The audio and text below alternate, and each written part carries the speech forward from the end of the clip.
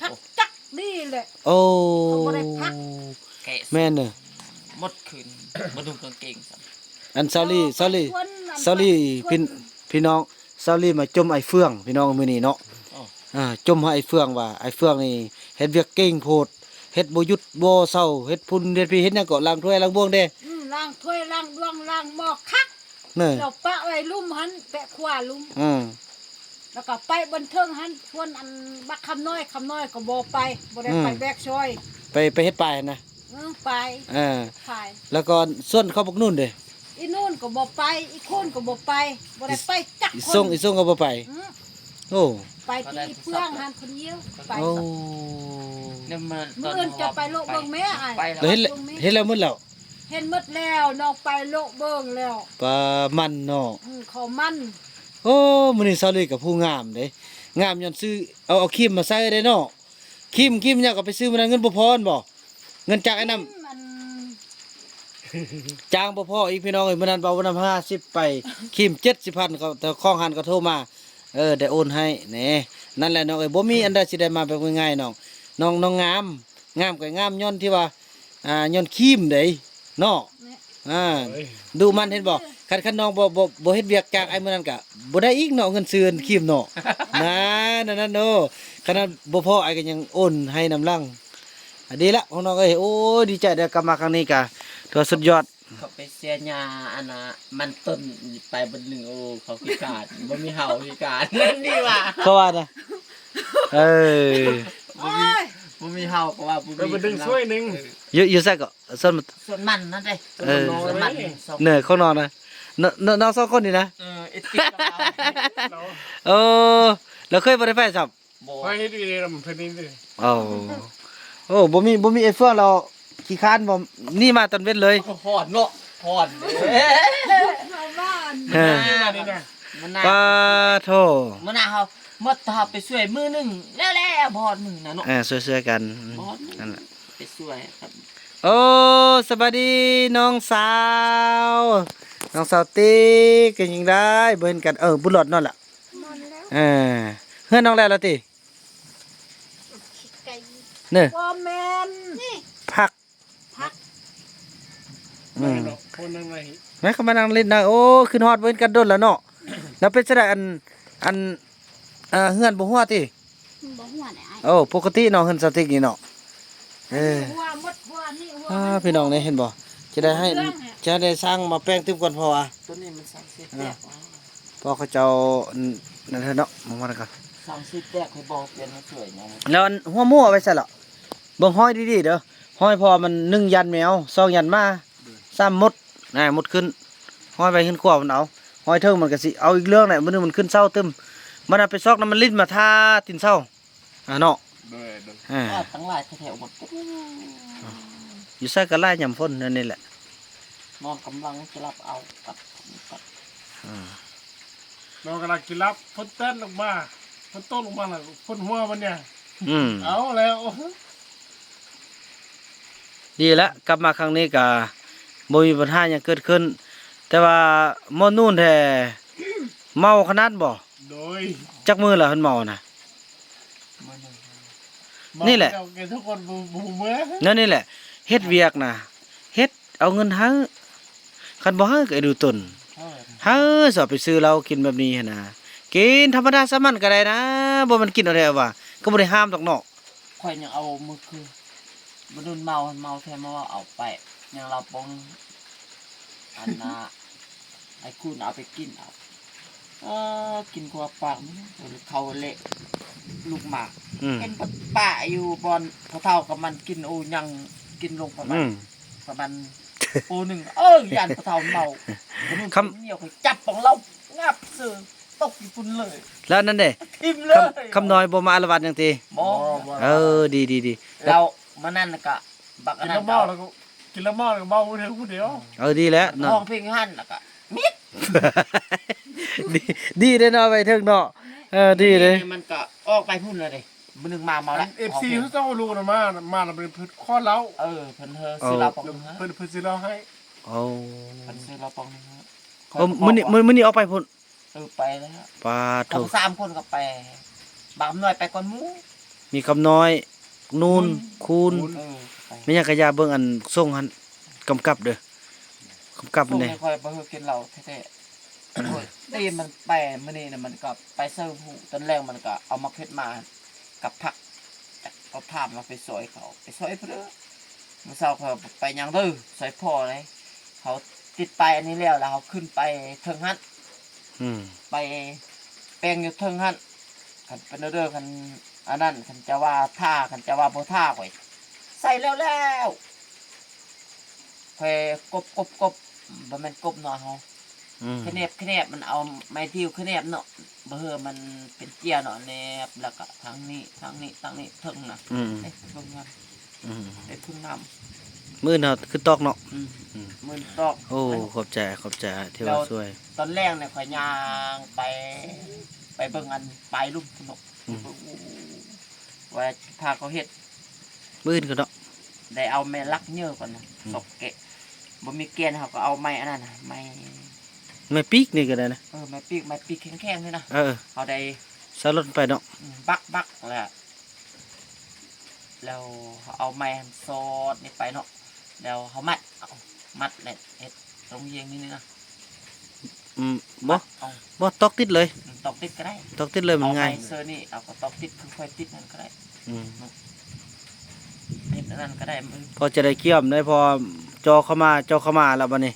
กันเฮาบ่แถวกันประทานครับ ก็พอดีงามเลยแหละวันที่สบายเพิ่นหลังจากเฮ็ดไปแล้วก็สิแม่นอนามัยแบบเฮาเปิดอันตอนนั้น โดย สงกรานต์หั่นอนามัยเกลี้ยงๆแล้วก็แม่นบ่ต้องเกาหื้อที่หมดหื้อทิ่มแล้วก็สมมุติวันที่27สิเปิดงานเนาะวันที่25นี่เฮามันขึ้นเรียบร้อย เจ้าฮะ อ่า คือเป็นเจ้าฮะนะผมซาได้ มุ่งไว้เขาเจ้าเพราะว่ามันมีทางศูนย์กลางทางประเทศได้มาน่ะถ้ามีก็คิดว่ามีแต่เจ้าเมืองเจ้าแขวงเอาสุดท้ายพูนมาแต่พุ่นอาจารย์บุญเกิดกับสิมาเด้มีทางทีมงานใส่บุญบ่าวเตียงนี่โอ้โถบ่ลำบ่แลเพิ่นบ่มาเด้เพิ่นสิมาเฮา บ่ได้ว่าบ่สิใหม่แท้ อืม เป็นบุญของพวกเฮาที่ว่าจะได้พบกันพากันเฮ็ดหยังกินแหลงนี่ เกมฮักสักไข่ไอ้ อืม แล้วก็ยงไปซื้อเขาจะมา เขานี่คันหมดแล้วก็แบ่งเอานำสติ๊กแดนเนาะสติ๊กเนาะแบ่งปันกันกินแบ่งแต่ละครอบครัวแล้วเบิ่งอันนี้เด้มื้ออื่นนี่หลังจากแล้วหมดบ่มีเวียกหยังแล้วเนาะเดี๋ยวสิแบ่งครอบครัว แล้วอันนี้คืออันนี้แหละเขาเข้าใจเด้อว่าเรื่องอันนี้คู่หยังต่างเอาลงหมดบ่เอาขึ้นเด็ดขาดเด้อเริ่มอนามัยนับแต่มื้อนี้ต้นไปเห็นบ่นี่แบบนี้นะเอาลงไปหมดอันนี้น่ะทอดเอาหมดบ่ต้องเสียบจักอันเด็ดขาดวีคือกันบ่อันแต่งเนื้อแต่งตัวของซาลีนี่เอาไปไว้นะนี่แบบนี้น่ะโอ้บ่ได้นั่นนี่น่ะเพราะว่าเขาสิได้ขึ้นมาเนี่ยมันเขา พอลงหมด เขาสิขึ้นมาเลาะเบิ่งได้แต่ละบ่อนนี่น่ะเครื่องนี่พับเป็นระเบียบบัดนี้นี่เดี๋ยวละเด้บัดนั้นแล้วก็ จะได้เอาซาดทันมาปูเลยซาดที่เอามานะอันนี้ก็เอาไว้ปูบนนอนพุ่นพอเขาจะปูซัดมือเนาะปูแล้วเอาผ้าบนนอนเขาเอาตัวนี้ปูบัดนี้ตัวนี้ปูทางในพุ่นทางนี้เอาซัดมือหมดเลยแบบ ถ้าเขามั่งเขาเฮ็ดทืนตุกมัน อืม เปียกหันไอ้ดง อืม บงบ่ได้เปียกแท้ เปลี่ยนสังซี่มื้อเอาสังซี่ตัวนี้บนหัวเนี่ยบัดนี้เขาย่องนี่เด้ล่ะสังซี่หันผัดมันแตกมาแตกแล้วมันมีหูเนาะ อืม น้ำมันไหลมาล่ะก็ลงหันเนาะแล้วมันแตกพื้นพี่เนาะบักกวางๆเห็นแบบจะจ่อยค่อยยังบอกเขาเปลี่ยนเขาคิดว่าเขาขึ้นไปกระคิดว่าเปลี่ยนแล้ว เขาจะก็บอกแล้วว่าอันใส่ซะบ่ก่อน อืม ก็เป็นว่าบอกไอ้จะมา เดี๋ยวนี้ ไปขึ้นฮะ แม่นมื้ออื่นเขาสิเขาก็บอกแล้วนั่นติ โดย โอ้ดีแล้วสินะเขาก็มีความรับผิดชอบอยู่เดี๋ยวนี้หันไม้ที่ว่าลมทับเพื่อนเขาน่ะ FC หลายคนเพิ่นก็ดีใจเด้ดีใจที่ว่ามันเกิดสำนี้เพิ่นว่าดีใจแล้วดีแล้วที่ว่ามันพอความผิดพลาดมันบ่ได้อยู่นำเฮามันอยู่มันในจุในสร้างผู้ประกอบการเวียกพอได้เส้นหมดแล้วเด้เห็นบ่ก็ถือว่าเมื่อลมมาแก่เด้ อันนั้นที่อ้ายบ่จะบ่ได้เสียแต่เฮาเอาใจเพิ่นมาใส่ใจเฮาซื่อเฮาอยู่ในคณะของเมืองเด้ฉะนั้นเฮาก็ยังจกเงินเฮามาช่วยเขาก็ย้อนว่า ที่พูดมามันเขาว่ามันว่า มันอันนี้ก็ทำผิดที่มันเข้าเนี่ย อืม มันนั่งไปสลงไปนั่ง แม่นแหละพอมันเฮาได้มอบหมายกันหมดแล้วแต่เขาบ่เฮ็ดดีแล้วมันเป็นคันเห็นบอกเขายังว่าเป็นย้อนอันบุญนำนะที่ว่าเฮาเอาลงเอาบ่ลงจะได้เวียกงานเฮาบอกกันก่อนที่ว่าเจ็ดเฮือนล่ะ แม่น พวกเจ้าบ่เอาลงเฮาต้องรับผิดชอบพวกเฮาเนาะคันว่าตัวนั้นนี่ลงมาถึงเฮือนเรียบร้อยไปกว่านี้ คนนี้ครับลดลงมาคนตายแน่นอน ตาย ตายบ่ตายเป็นเบื่อ ถือว่ามันสิบ่มาทางนี้อีกได้ไหมน่ะมันสิหุ้น ลงฟาด ฟาดอันเฮือนพระเฒ่าจันทร์จุอันทางอันนั้นทาง ทั้งพี่ในทั้งพุ่นนี่บ่ถึง มันจะถึงกลาง อันนี้ อืม ประมาณ ข้างแล้วก็มาฟาดใส่ตัวนี้สติ๊กให้ชีวิตแล้วสติ๊กเนี่ย แผลบ่ได้แล้ว อืม ประมาณ2ลังอันนี้ อืม เราคันทึกจิทึกอันมันมีงาบางนึงผมเคยจะฮอ อื ด มแม่นแหละ ฮอดก็3ลังเปรี้ย ถือว่าดีใจละหลายคนก็สู้ดีกว่าเฮาจีมื้อหนึงทับคนตายเราเอาขึ้นบ่ได้เลยคนตายเนี่ยเฮือนโพดเฮายังแป้งได้นี่แหละโอ้เป็นบทเรียนพี่น้องเอ้ยก็คือว่าเฮาเนี่ยเฮ็ดถึกแล้วพี่น้องเอ้ยเนาะแต่ว่าเขาแหละบ่ยอมปฏิบัตินำเฮา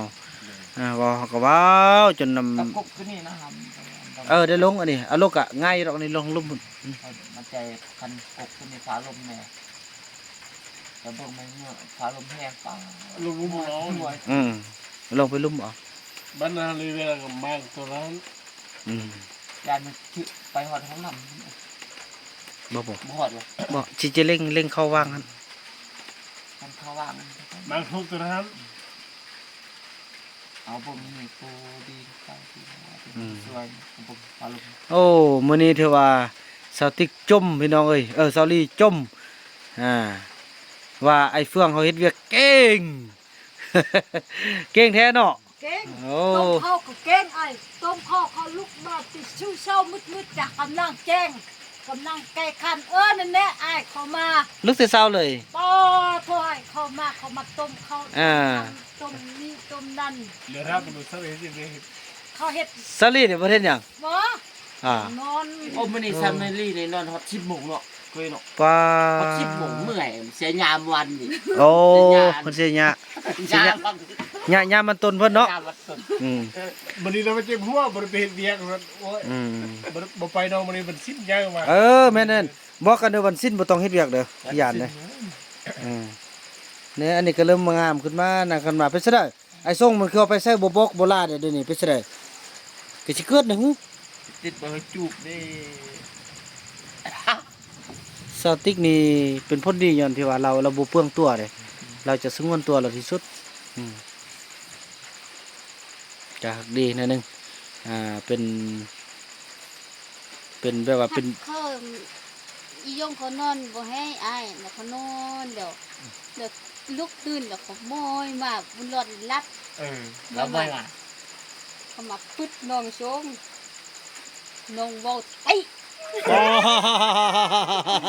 ชงน้องนุ่งบ่ได้พื้นเดียวขึ้นขาสั้นขึ้นขายาว น่ะ ลงขึ้น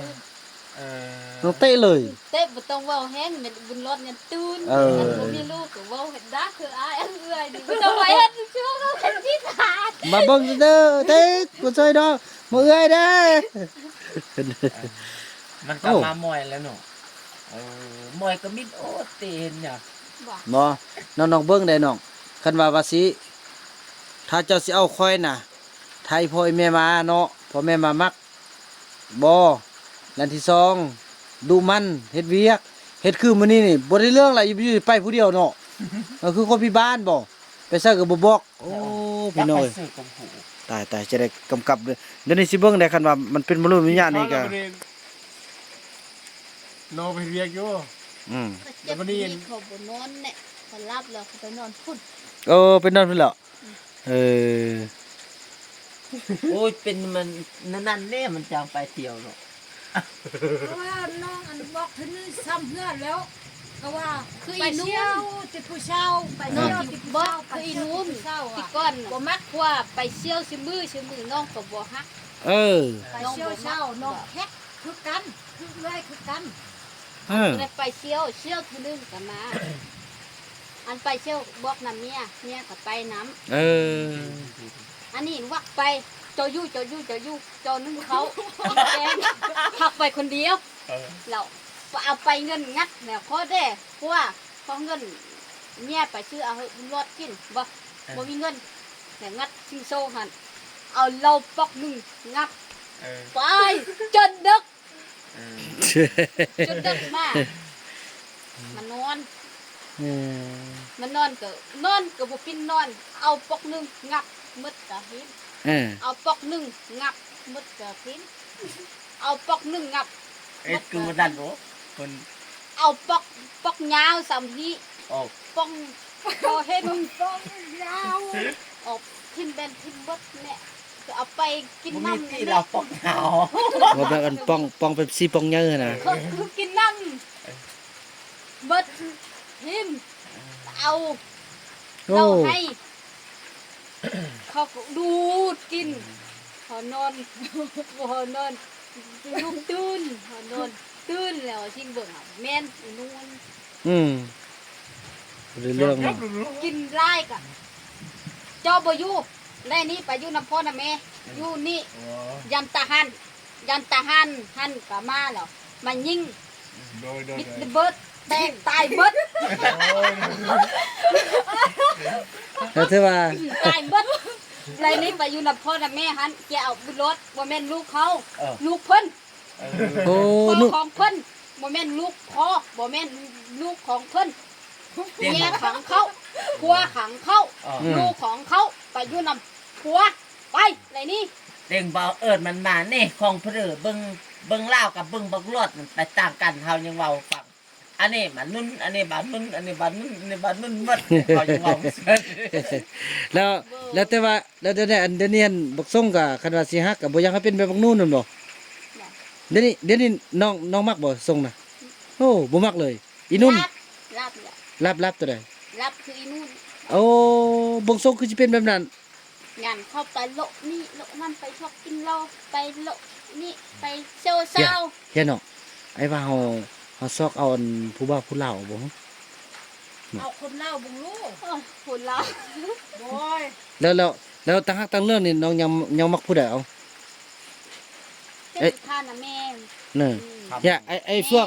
ไอ้เฟืองนี่น้องมักบ่ บ่ เป็นหยังเป็นหยัง ไม่ได้เป็นหยังมีเมียแล้ว อ๋อ บ่บ่มีเรือ เอาอย่างเมียพูดมาเอาเลยเด้ บ้านแล้ว เมียป้าแล้วเด้มันก็ บ่มันบ่ให้บ่ เอ